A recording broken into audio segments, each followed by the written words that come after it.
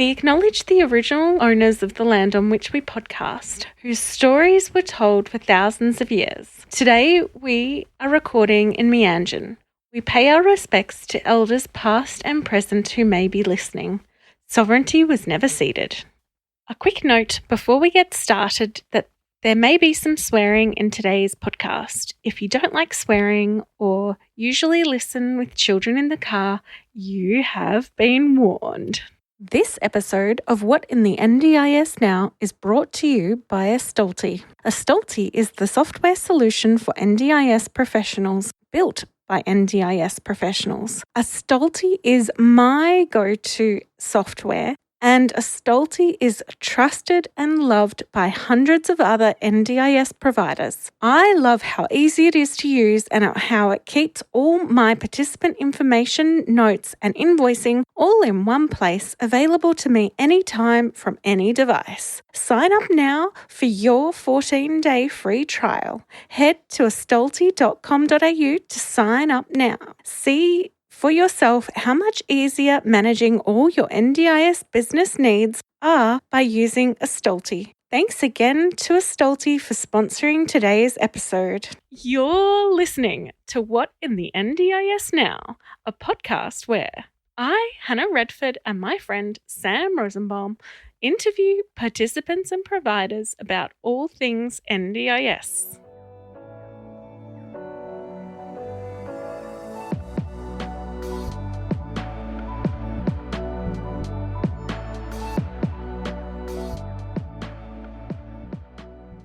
Hi, Sam. How are you going? Yeah, I'm going really well, Hannah. How about yourself? I'm doing really well. I am really excited about our guest today. How about you? I am very excited today because we're very privileged and fortunate to have a bit of a medical celeb in the room. Yes. Welcome, Dinesh, to the podcast. Thanks so much for having me, guys. And thank you both for being patient while we worked out the scheduling and timing for this. Oh, we're super cruisy. And we just love podcasting, so we're happy to do it whenever. Very true. So as we always start the show, where did you grow up? I actually spent my childhood in Sri Lanka. So for the first 10 years of my life, I was growing up in the little island on the south of India.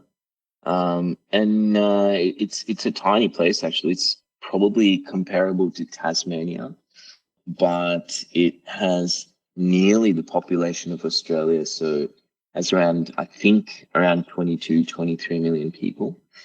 And it's beautiful, like geographically, it's an island, it's tropical, it is stunning. But when I was a kid, there was a war in Sri Lanka. So we grew up through conflict. And that was my childhood. But then we moved here, and then the rest of my time was spent in Byron Bay. So I went to school and high school in Byron Bay, which was also actually idyllic, got to say. Absolutely. I mean, you hit some lottery coming to straight from that to Byron Bay. I love that. I know, right? I know. No, I've been very lucky in my life to have places like that to call home. And Byron Bay in the 90s in particular was just so quiet and relaxed. And it's just, it was good. It was good. It was paradise. Bit of a different vibe now. Yeah, well, I live in Gold Coast now, so it's very, very different. But Byron Bay has also changed. It's so busy now, you know. When I was a kid, it was very quiet and there was no traffic. But these days, like, you can go and it takes a while to get into town. But I guess that's just the world, isn't it? I've learned that the only thing that we can count on in this world is change. So nothing lasts forever, right? So we have to make the most of what we have. I think that's a great philosophy to live by. Yeah. So that brings me to our next question. How did you get into the disability sector? I had no concept of what disability was like what it is. Really, like I think for the longest time, for the first 25 years of my life, my ideas on disability was very superficial. Like it's not something I ever thought about. It's certainly not something that I ever experienced. So my introduction to the world and experience of disability was after a car accident at the age of 25, where I had a spinal cord injury and became paralyzed. So it was never by choice, I suppose, and it was by accident. But I also think it's something that all humans experience at some point in their life. So that was it. It was just by virtue of that. And my mum, who has been the most important person in my life, she got introduced to this world that way as well. And today she does a lot of work with people who have disability. But I think that sometimes just the universe just throws you into something, right? And so here we are. So it was an accidental thing. Well, literally, because you're in a car accident. Oh, that must have been awful, though. Were you in the hospital for a long time initially? Yeah, I was. I was in the hospital for nearly 8 months, and I was in the intensive care unit. I was on a ventilator for a little bit, just a matter of days. But yeah, it was. So as we were chatting before this podcast, I was working evening shifts in the hospital over the last couple of days. And I love going to work. I really have a blast. It rarely feels like a job or work. So I love going there. But I hated being a patient in a hospital, and I still hate being a patient in a hospital because it's so disempowering and it's so scary and terrifying and so many things, right? So I spent 8 months in the hospital, but hated every day of it. So were you already a doctor before your accident? I was in medical school when it happened. So I was just over halfway to becoming a doctor. And I think that was psychologically difficult as well, because I was doing something that I loved, and then suddenly life just came to a halt. So, and then it was also balancing what I knew in those early stages of being a medical student to being a patient. There were just a few different factors at play. So yeah, it was it made things a bit more psychologically difficult to reconcile with. So I imagine having 8 months as the kind of from the force perspective of the patient there gave you quite an in-depth understanding of care being received from that perspective and the good and the bad of it, though. Yeah, totally. And I think so. I feel like we're going to talk about the NDIS, but Medicare is a there's some parallels, right? It's universal healthcare. It goes towards addressing a human right and a fundamental need. But when we talk about this, I often think about we spend billions of dollars on both of these schemes, but what is it actually for? What do we spend all this Medicare money or NDIS money for? And it's to benefit a human being, right? At the end of the day, it has to. This is why we do it. This is the whole purpose of its existence. But I think sometimes it's easy to get lost in the machinery of it all. Oh, this is how we run a hospital. This is how these things are done. This is the structure of it. Blah blah blah blah blah. And then at the end, well, actually, the person that this is supposed to benefit is the patient. And sometimes that gets lost. They're at the center of all of this. They should be at the center of our world. there's this beautiful passage attributed to Mahatma Gandhi, and I don't know if you ever come across it, but apparently he gave a speech about the importance of good customer service once. And in it, he says that the customer is the purpose of our existence, and he's not the interruption to our work, but rather the reason for it. And I think when it comes to the NDIS and Medicare, health and disability, we need to start taking this approach, because it shouldn't be the case where those 8 months in the hospital were, it's Yeah, it's 100%, and it's really while we're saying this, Hannah's got a bit of a smile on her face, and I think she knows where I'm going to go with it. Literally, while we're waiting for you to be able to come online, we're talking about operational components, KPIs, and case management timeframes versus service quality, and how you measure those up. And I think one of the kind of points that I was saying with her is it's a relationship. You need to be able to, there might be all these KPIs and things, but the system and operational need to, at the end of the day, help the people build that customer relationship and the service around that relationship as to get the best outcome for that purpose and that person, not just meeting those dot points to hit benchmarks or service delivery KPIs to go in a quarterly report. Totally. Yes. I just think we need to rethink the way we do some of these things to reflect that. But we're probably not quite there yet. I get caught in my optimism quite a lot on this podcast, and I have to retract my words. But look, one can hope. I'm also very pessimistic and say no a lot of time, but one can hope. I think we should strive for that. I so agree. One can hope, right? And I think it's voices like yours that will create a difference at the end of the day. I want to go back a wee bit to I just wanted to introduce the listener to you a little bit, talking to you about you're a doctor. What kind of doctor? I work in the emergency department. So I work in what was at one point said to be the busiest emergency department in the country over the last few years. I don't know if it still is, but I won't mention the name of it just in case there are some nuances about me speaking for it, which I'm not. But I work in the emergency department.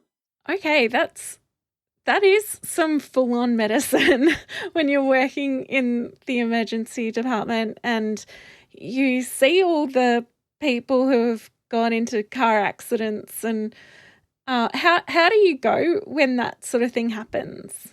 I don't like.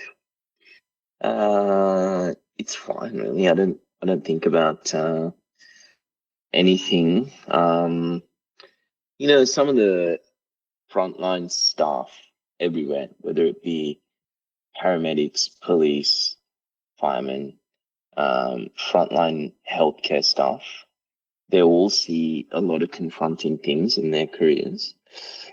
So they see children that get hurt, they see horrific domestic violence incidents, they see a lot of accidents. So it's a part of the job.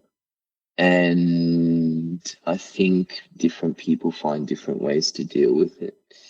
And then there are many. I've got colleagues that just go for runs. I've got colleagues that go home and talk to their partner. There are different ways that people deal with it, including humor.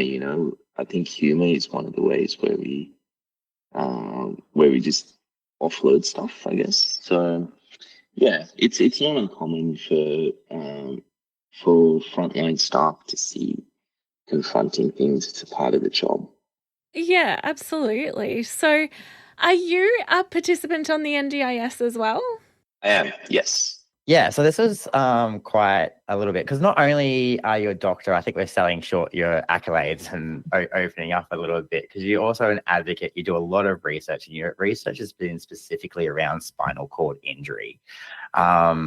which was pretty early on as well, if I'm remembering correctly, after you graduated.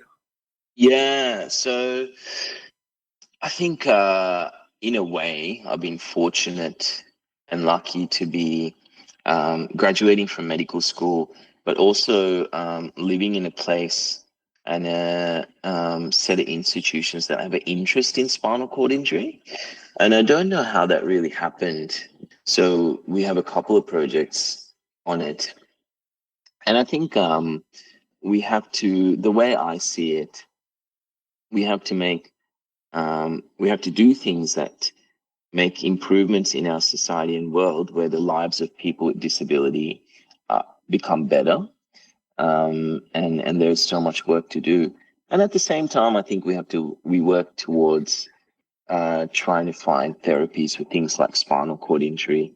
So research has been a part of it, and we're doing some work towards doing that. And specifically, the spinal cord injury research that I co-lead is around using drug therapy and electrical stimulation of the spinal cord and thought control to rehabilitate and to help people function, improve their function.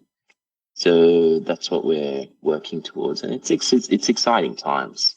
I think humanity has come so far, and we're shooting for the stars. So let's see. Well, I love the optimism there. We'll definitely shoot for the stars. But you've that experience and what you've got. When did you become an NDIS participant at this sort of point? Was it pre all of this? Was it early stages of NDIS? And then I suppose where I kind of want to go, and I think maybe Hannah is very keen to also find out, is what was your experience with the access and those ongoing conversations around their disability? And because I've been in followed your career for a little while. I've been in quite a number of conferences where you've been a keynote speaker at there. I've also seen some of those issues that you've had with public access from an inclusivity point of view, especially traveling on airlines. But how is that? What sort of has the impact of having this disability, along with your skill set, your skills, and your education? How has that helped, and what have been those hurdles that you've seen from that direct service point of view, and even touching back onto that, the service should benefit the end user kind of idea? Yeah, that's a great question. So when I was going through medical school, I was a participant in the state-based system, and while that was okay, I think the challenge that I had those days was with the service provider having so much authority, I suppose, is the way they handled it, over how the care was structured, and there was little flexibility, and it actually didn't meet the needs, right? So I was a medical student at the time, and I spent most days from about often 6 a.m. to midnight or more at the hospital and university. So these guys were not really helpful with figuring out how to structure that care around that. And also they stacked a lot of hours on the weekends because it was more profitable. And it was really challenging. I remember having a lot of conversations with them to try and redistribute that, but it was very prescriptive and paternalistic, and it just didn't work. So then we transitioned to the NDIS. And by the way, I think the particular organization that I got care from those days, it was ended up coming out in the media. There was a lot of controversy, and they eventually went bust. But there was a lot of issues in the way they were handling that.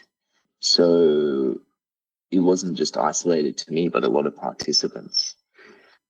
And then the NDIS came. I think it would have been like 2017 or 18 or around then, perhaps. It was in the very early stages of it. And for me, I've been very lucky to have my mum.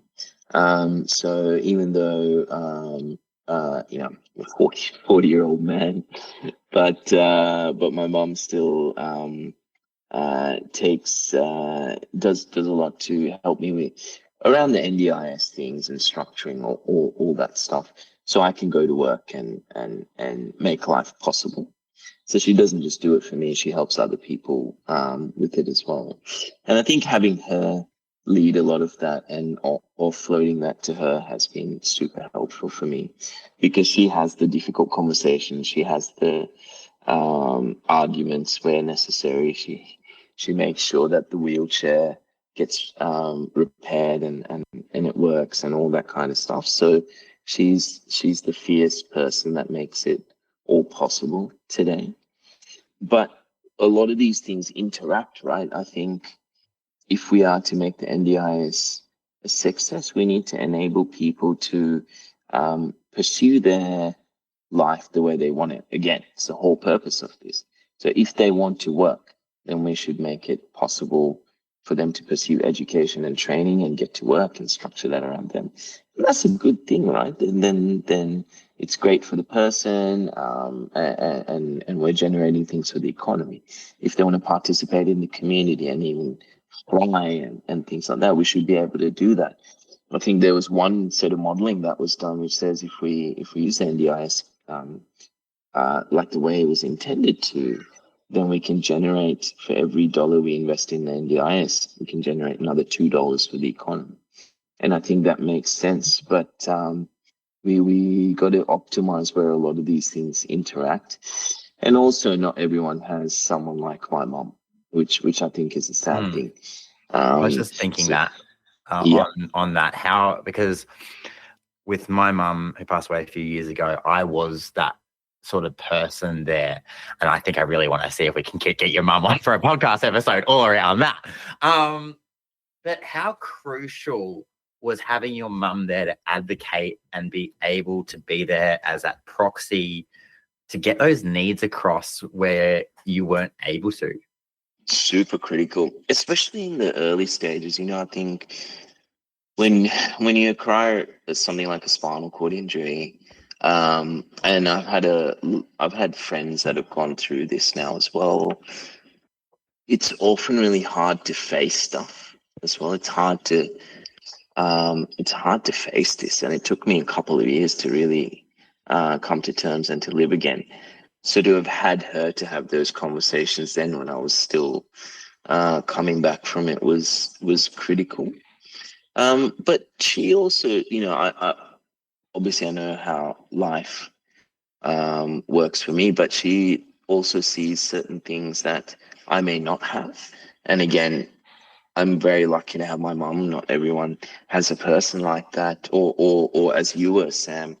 But she picks up, he gets a wound here every now and again. So how do we mitigate that? Just one example, or little bits and pieces like that. So I think it's great to have her be that voice that can do that. And I think it's also someone different to me, which helps. It's been crucial. One other thing, I think people there's a lot of scope for financial exploitation, right? And there's been a lot of times, especially when we were pre-NDIS, where mom's gone, oh, why are you you've double charged for this, or this invoice doesn't seem right. And so to have someone as vigilant as that is useful as well. Yeah, I think Tana can definitely speak to that from the SC point. Yeah, and I'm the mum of 2 NDIS participants, as well as a cog in this machine. And, I think that, and we've said it before when we had Natasha on the podcast, and she was talking about how she's an ex-lawyer, but having to talk to the NDIS is so difficult, and it doesn't matter how smart you are and how good you are with words, there's sometimes when it's just not enough because the NDIS can be really baffling. And so having someone else who is not you being able to sort of, tap in and fight that fight is so, so useful. And I love that idea, and I think it's great that you've got that and you've been able to, do amazing things in your life for advocacy and also being a doctor. I mean, that's so cool. So, yeah, and you can only do that when you have that amazing support around you. Mm.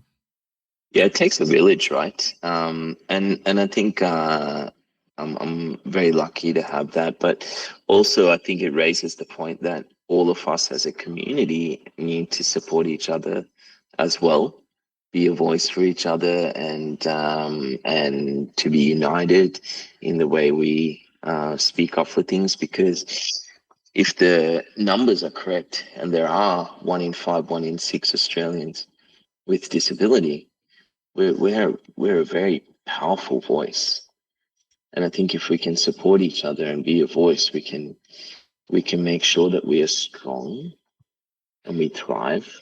Yeah, absolutely. And I think that also comes to things like recently you did the Story Bridge climb. So there's a bridge in Brisbane that goes over the Brisbane River called the Story Bridge, and you can actually climb it, but there's like a million steps up to it, and I personally would never do it.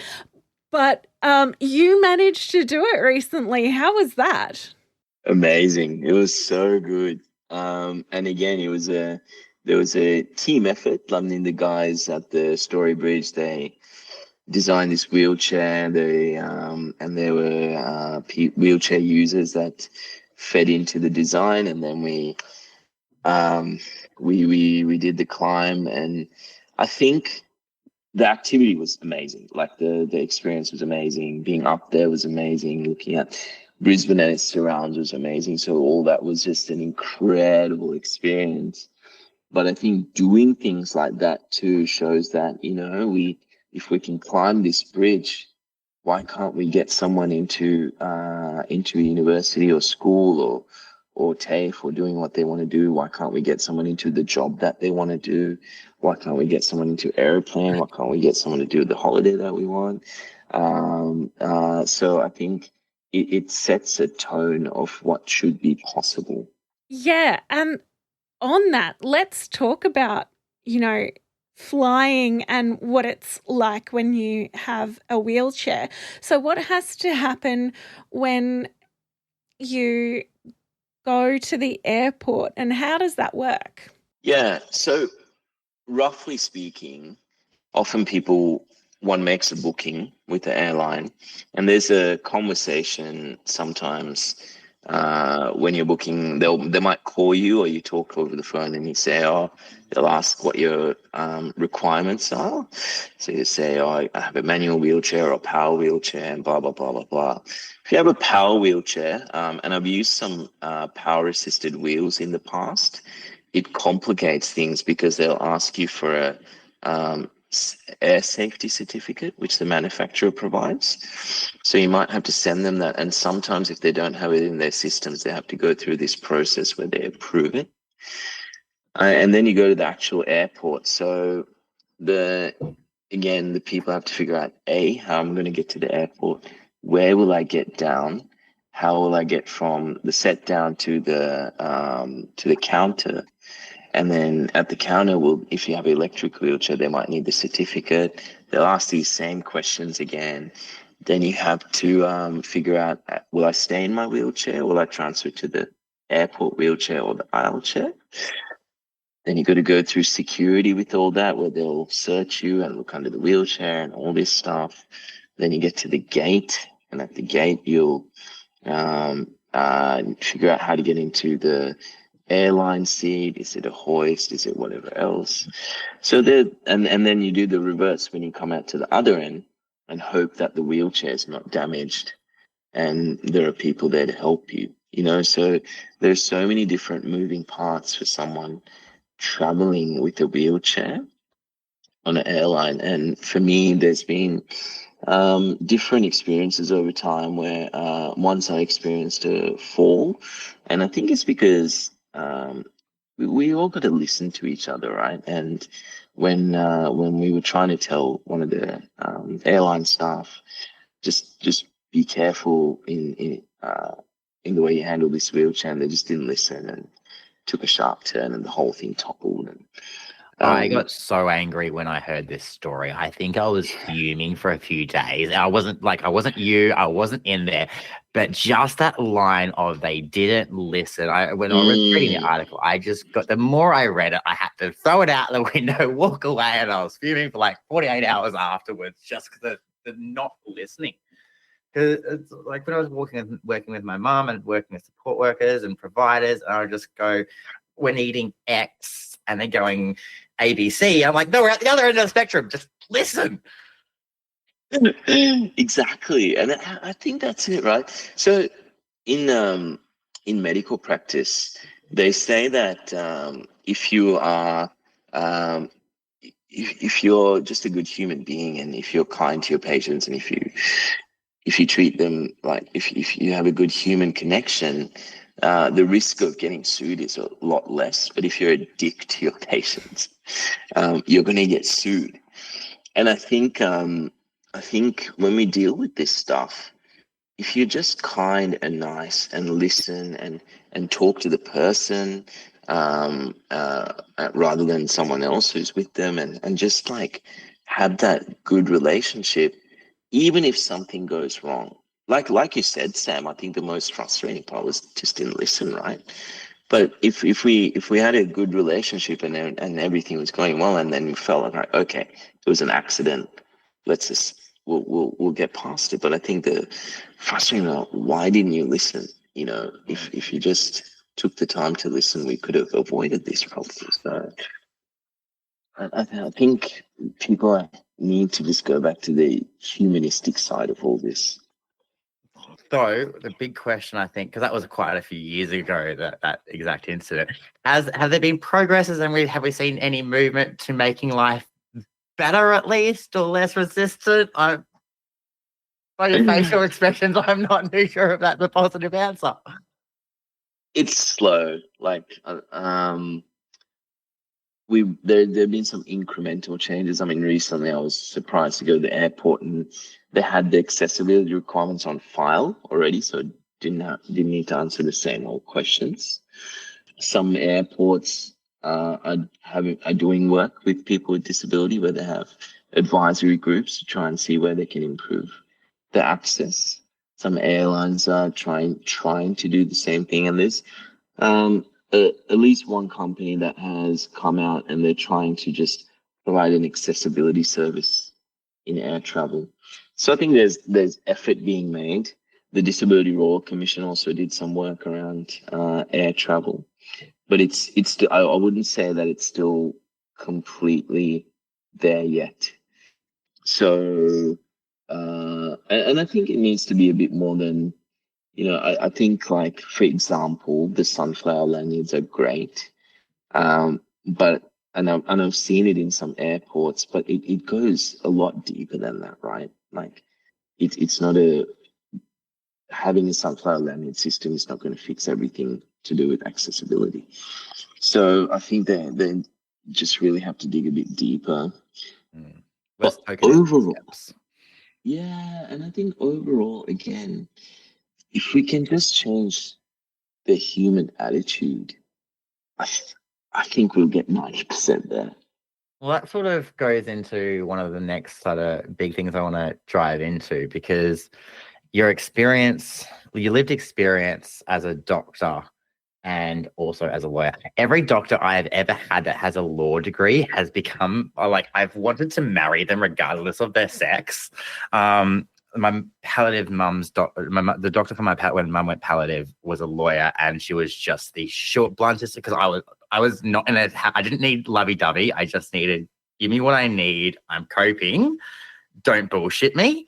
And she read me, like, she started to go nice and stuff, and she read me like a thing and just went lawyer mode. This is what we're doing. This is what we got. What else you need? And I'm like, I fucking love you.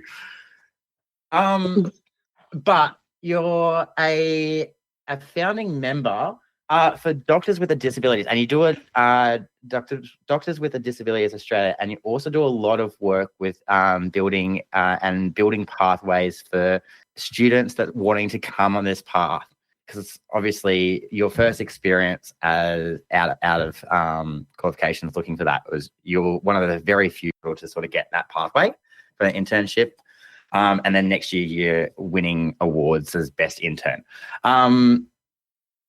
What, like, we know sort of the troubles, but obviously the pathway for this is really important, and more practitioners that have this experience is really important. Do you want to give us a sort of a rundown on how it's coming about founding, what the sort of progress you've been making, and what the benefits are, I guess? Yeah. Medicine has been, it is one of the most conservative professions on earth, right? We've just done things the same way for thousands of years, and it's very resistant to change. And I think until to my recollection, and I might be wrong, either till the late 1800s or sometimes in the 1900s, I don't think even women were enabled to practice medicine. And so it's just taken so long for it to change. The reason why it's important is because, again, we have such a big representation of people with disability in our society. And until there's actually that experience within the profession, I don't think there's a good understanding, right? We need to be our community. So I don't think there's a good understanding of disability in medicine just yet. And until you have people that have actually gone through it, it's so hard to understand, right? I don't think me, you, and Hannah, we've all been through different things, and there are some things that we can empathize with, but we might not understand exactly how each other felt. So until we actually have people like that within medicine who've been through different things and can structure it, we won't be able to serve our patients best. It also encourages us to think differently and to go forward. I love this saying that if everyone is thinking the same, then no one is thinking. So before when I came back and I started work as a doctor, I started using voice recognition. So I learned to type, but I thought, voice recognition is so much more efficient.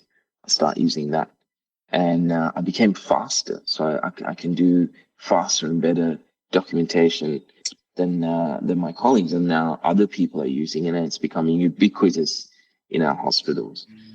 Started printing my prescriptions. They were handwritten at the time, and the pharmacist was like, it's a lot safer because they're legible, and we can know exactly what's written on it. So, like, those things came out of necessity.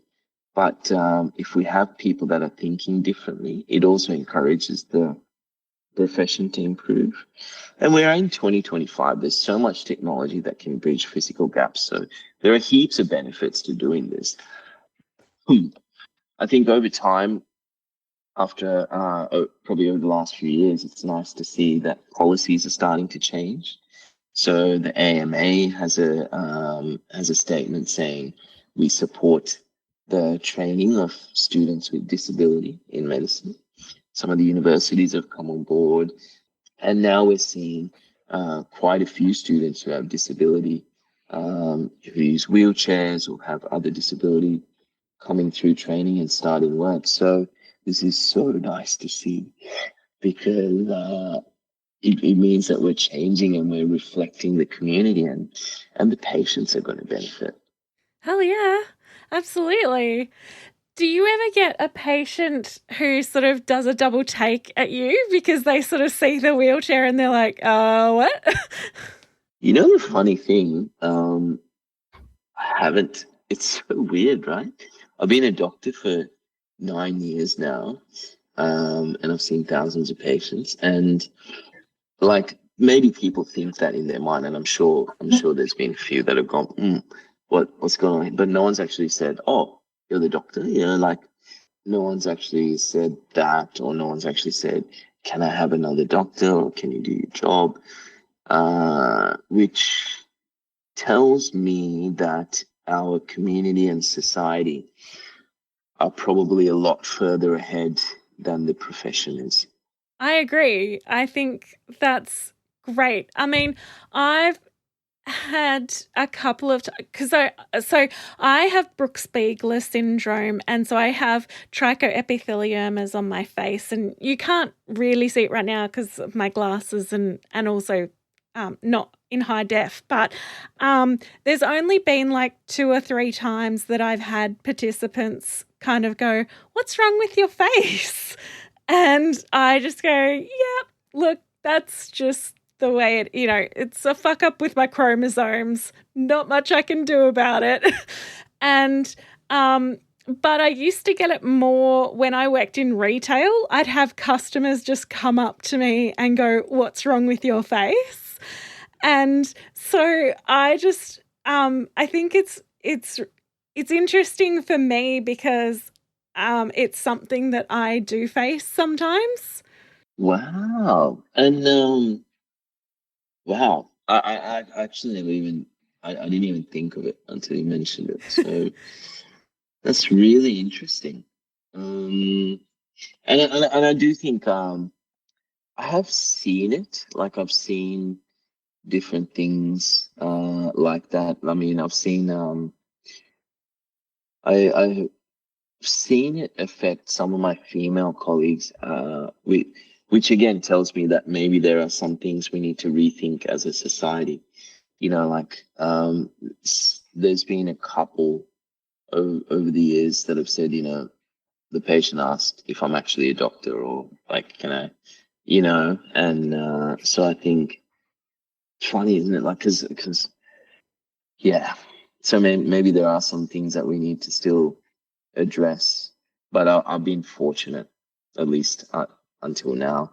Well, I'm pleased. I because it would be silly to get concerned because if you're there as the doctor, presumably you know what you're talking about, You were also talking about that sort of empathy with people, and I think this is really highlighted. So when I was pregnant with my eldest and they found something wrong with her brain, when I was at the 20-week scan, and I had to have an MRI and I had to have scans all the time after that. Anyway, I had a neonatal neural surgeon come to me, and he drew the brain and he said, "Now this is the bit that's gone a bit wonky, grown a bit wonky." And I don't think he said wonky, but you know what I mean.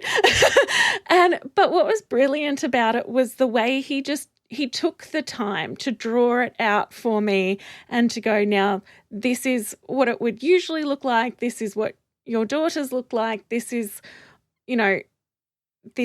the sort of issue we're looking at. These are the sorts of scenarios we're concerned with."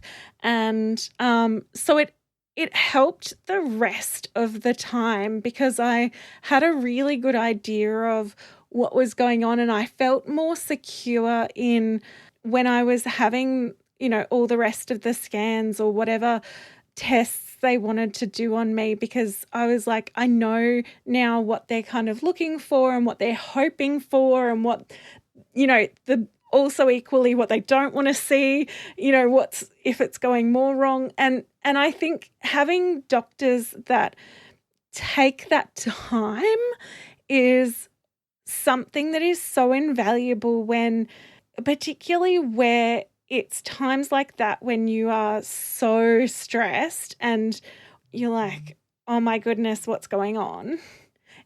I really appreciate what you mean by that sort of empathy that is really important for doctors to hold. Yeah, and it was once said that the biggest mistake that a physician makes is to be doctor for the body and not be a doctor for the soul. For those two things are inextricably linked. So I think it has to be both.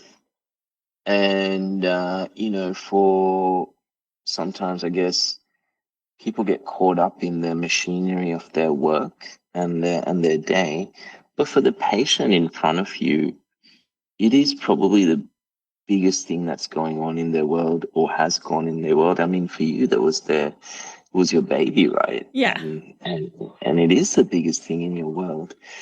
So I think we just have to be cognizant of that. Yeah. That brings us to our final question. In your ideal world, what would the future of the NDIS look like? Firstly, I'd love to see the day where this is not a political football, because this is about human beings, and this is about people whose lives literally rely on the NDIS. So I'd love to see the day where it's not a political football, it's an apolitical thing. I'd love to see the day where it is spent with the participant at the center of it all. It's not about the agency. It's not about anyone else. It's about the participant and the best outcome for the participant to live whatever life that they choose, to pursue happiness, to pursue employment or education, to pursue a life that they want. And probably to see a day where people are not exploited, where the system is not exploited, and where all of our efforts go into the human being at the center of it. And I think really that's it in a nutshell, and that we see the benefits and we celebrate the benefits of the NDIS, not just for the person, but for our society. I also think we need to keep in mind that Australia it's a very lucky country. It's a country that's economically prosperous. And I think we need to keep in mind that for people who live in the country where I was born or in countries like that, they will never have access to anything like the NDIS. They will never be able to live the lives like I do, that I'm fortunate enough to live in. For example, Sri Lanka's GDP is actually around $130 billion. Think about that. We spent nearly a third of that on the NDIS alone. It's wild. So I think we need to remember that we're a beacon for the world, and we need to do the best with what we have. So that's my dream. That's awesome, Dinesh. And thank you so much, because I think one of the points that you made earlier on is the economical benefit was meant to be $1 to $2 for everyone to learn $2 out. And that last sort of point, if we brought it back down, that number and your shock and horror, and that would be obsolete. Absolutely. And I think we need to, we need to be able to bring this argument to all parts of society and politics. Yes, it's a human rights issue, so we should speak to that. Yes, it's a fundamental right for people with disability. But yes, you know what? If your concern is economics, here are the economic benefits for it. Here are the people that are employed by it. Here are the businesses that have grown out of it. And here is what it's contributing to our economy, because it's important, right? We always run the risk of creating an echo chamber within ourselves, but we forget the people outside that I think those are the biggest threats, where we become so polarized. and we need to be able to speak to all of those aspects. 100%. I really appreciate what you're saying about it not being a political football as well. It's such a great way of putting it and explaining how, disability shouldn't be a political statement, but almost these days having a disability is a political statement, because the politicians have made it political. We didn't make it political. And yeah, if it could stop being a political football, that would be great. Mm. Yeah, I don't think I've heard it that way. Yeah, but it should just be a natural part of society, right? Like, oh yeah, it's just a natural part of our society. So, yeah, fingers crossed. Indeed. Well, thank you so much, Dinesh. It's been an absolute privilege and honor to have a chat and find out a bit more. Definitely want to light up something with you, my love. Oh yeah, I'll pass on. I'll connect her by email. Yeah, thank you so much. We really appreciate it. So until next time, bye. Yes. Take care. Thank you for listening. Please share with people you know. Until next time, as the Green Brothers say, don't forget to be awesome.